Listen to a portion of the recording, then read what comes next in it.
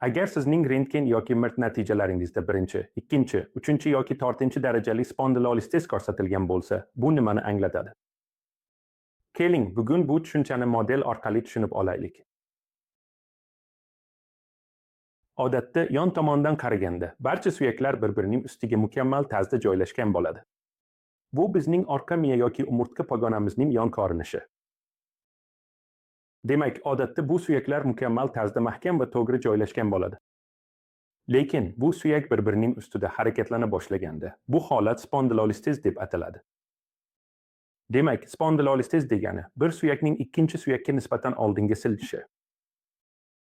Agar bu siljish 25 dan kam bo'lsa, ya'ni suyak faqat 25 gacha siljigan bo'lsa, bu birinchi darajali spondilolistiz hisoblanadi. Agar u 25 dan 50 gacha siljisa, bu ikkinchi daraja hisoblanadi.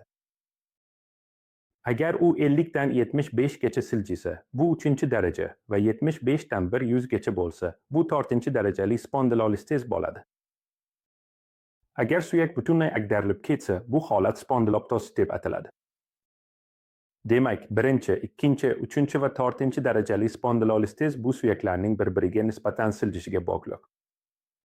Agar bu suyak 25% gacha, ya'ni 25% dan kam siljisa, bu birinchi daraja hisoblanadi.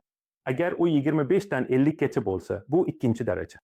50 dan 75 gacha bo'lsa, bu uchinchi daraja va 75 dan 100 gacha bo'lsa, bu to'rtinchi darajali spondilolistiz hisoblanadi. Rahmat.